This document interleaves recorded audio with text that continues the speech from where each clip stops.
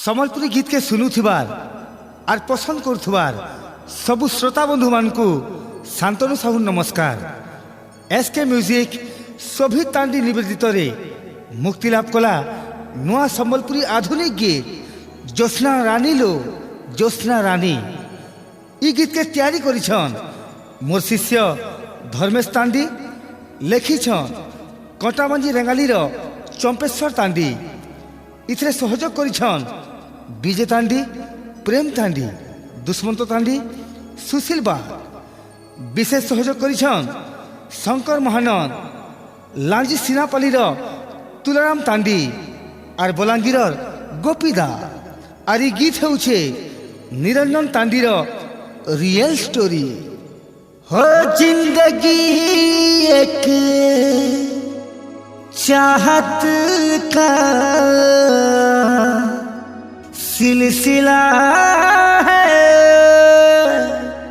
कोई मिल जाता है कोई बिछड़ जाता है। जिसे मांगते हैं हम अपनी दुआ में,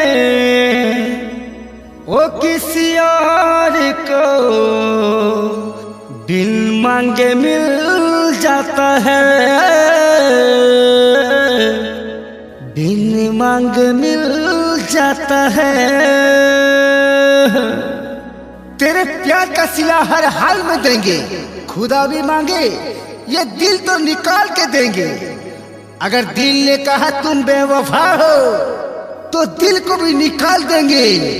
माँ कसम सीना चीर के दिल को भी निकाल देंगे।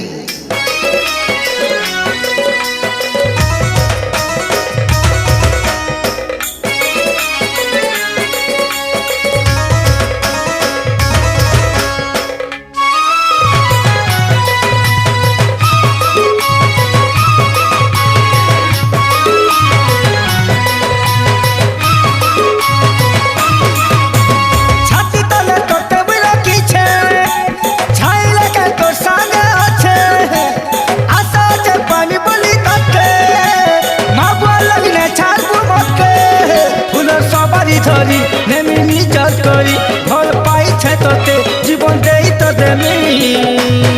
ज्योत्स्ना रानी लो ज्योत्स्ना रानी, दिल के मुरझा तू ही जानी। ज्योत्स्ना रानी लो ज्योत्स्ना रानी, कथा मोहजा तू ही मानी।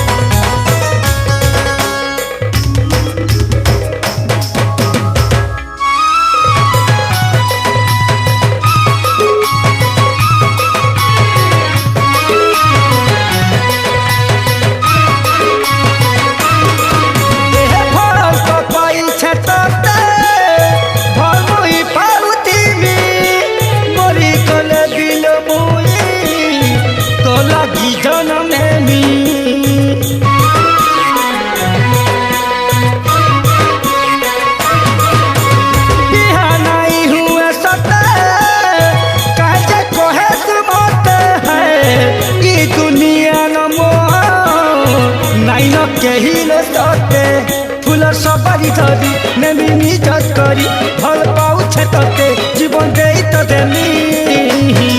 ज्योत्स्ना रानी लो ज्योत्स्ना रानी, दिल के मुरझा तू ही जानी।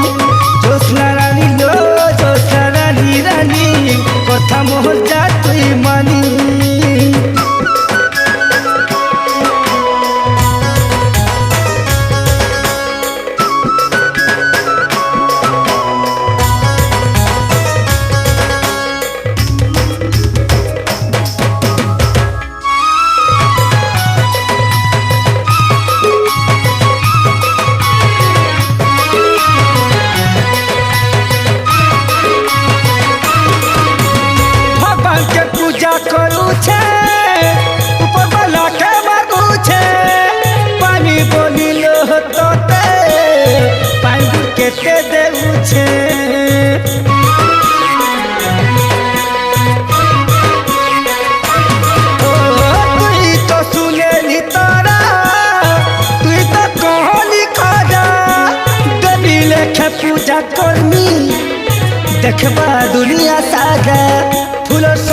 ধরি নেমি নিজ করি ভাল পাউছে তোতে জীবন দেই দেনি জ্যোৎস্না রানী লো জ্যোৎস্না রানী দিলকে মোর যা তুই জানি জ্যোৎস্না রানী লো জ্যোৎস্না রানী দিলকে মোর যা তুই জানি ছাতি তলে তোটে রাখিছে ছাই লাগে তোর সামনে আছে আশা আছে পানি বলি তাতে মা বলবি না ছাড়বো মতে ফুল সবারই ধরি নেমি নিজ করি ভাল পাইছে তোতে জীবন দেই দেমি জ্যোৎস্না রানী লো জ্যোৎস্না রানী দিলকে মোর যা তুই জ্যোৎস্না রানী লো জ্যোৎস্না রানী কথা মোর যা তুই মানি জ্যোৎস্না রানী লো জ্যোৎস্না রানী দিলকে মোর যা তুই জানি জ্যোৎস্না রানী লো জ্যোৎস্না রানী রানী